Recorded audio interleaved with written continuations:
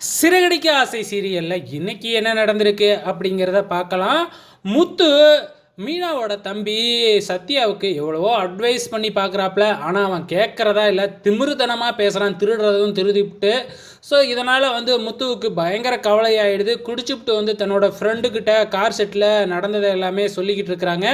அதுக்காக நீ ஏன்டா குடிச்சிக்கிட்டு இருக்க அப்படிங்கிற மாதிரி அவரும் திட்டிக்கிட்டு இருக்கிறாப்புல முத்துவை.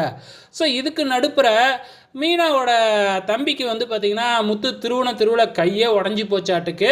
ஸோ அதனால் ஆப்ரேஷன் பண்ணணும், 30,000 அமௌண்ட் கட்டணும் அப்படிங்கிற மாதிரி சொல்கிறாங்க. ஆனால் அவ்வளோ பணம் பார்த்திங்கன்னா இப்போ மீனா கிட்டேயும் இல்லை, மீனா வீட்லேயும் இல்லை. ஸோ வீட்டுக்காரர்கிட்ட கேட்கலாம் அப்படின்னு ஃபோன் பண்ணுறாங்க மீனா முத்துவுக்கு. ஆனால் முத்து ஃபோனை எடுக்கவே இல்லை. அதுக்கப்புறம் அங்கே வர்றவங்க நீங்கள் போய் டாக்டர்கிட்ட பேசி பாருங்கள், அவங்க கன்சல்ட் பண்ணிக்குவாங்க அப்படிங்கிற மாதிரி சொல்கிறாங்க. நம்ம மீனாவும் டாக்டர்கிட்ட போயிட்டு இந்த மாதிரி எங்ககிட்ட கொஞ்சம் பணம் கம்மியாக இருக்குது அப்படின்னு சொல்கிறாங்க. பரவாயில்லம்மா பார்த்துக்கலாம் அப்படின்னு டாக்டரும் சொல்லிடுறாங்க. அதுக்கப்புறம் டாக்டர் கண்டிப்பாக உன் தம்பி பைக்கில் இருந்தெல்லாம் கீழே விழுவல, யாரோ அவன் கையை பிடிச்சி முறித்து உடச்சிருக்கிறாங்க, இந்த இடத்துலலாம் பைக்லேருந்து கீழே விழுந்து அடிப்படாது அப்படின்னு சொல்லிடுறாங்க. ஸோ அதுக்கப்புறம் ஆப்ரேஷன் முடிஞ்சதுக்கப்புறம் மீனா பார்த்திங்கன்னா கேட்குறாங்க தம்பிக்கிட்ட, உன்னைய யார் இப்படி அடித்தது அப்படின்னு சொல்லி கேட்குறாங்க.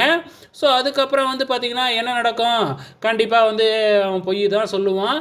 ஸோ இதுக்கு நடுப்புற சத்யா ஃபோன் பண்ணி தன்னோட ஃப்ரெண்டுக்கிட்ட நம்ம திருடின உண்மையெல்லாம் என் மாமாவுக்கு தெரிஞ்சிடுச்சு, அந்த கடுப்பில் தான் என் கையை உடச்சி விட்டாப்புல அப்படிங்கிற மாதிரி சொல்லிடுறாங்க. சத்யா அந்த திருடங்கிட்டையும் சொல்லிடுறாப்புல. ஸோ இதுக்கப்புறம் என்ன நடக்குது, மீனா கிட்ட அவன் தம்பி அப்படியே மாற்றி சொல்கிறாப்புல, இந்த மாதிரி மாமா தான் என் கையை உடைச்சாப்புல, குடிச்சுப்புட்டு என் கையை உடச்சிப்டாப்புல அப்படின்னு பொய் சொல்ல ஆரம்பிச்சிடுறாங்க.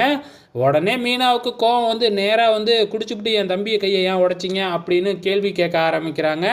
ஆமாம், நான் தான் குடிச்சிட்டு உன் தம்பி கையை உடைச்சேன் அப்படிங்கிற மாதிரி முத்துவும் மீனாவுக்கு பதில் சொல்லிக்கிட்டு இருக்கிறாங்க. ஆனால் உண்மையை சொன்னபாடு இல்லை. மீனாவுக்கு எப்போ உண்மை தெரியுமா தெரியாதா அப்படிங்கிறத பொறுத்திருந்து பார்க்கலாம்.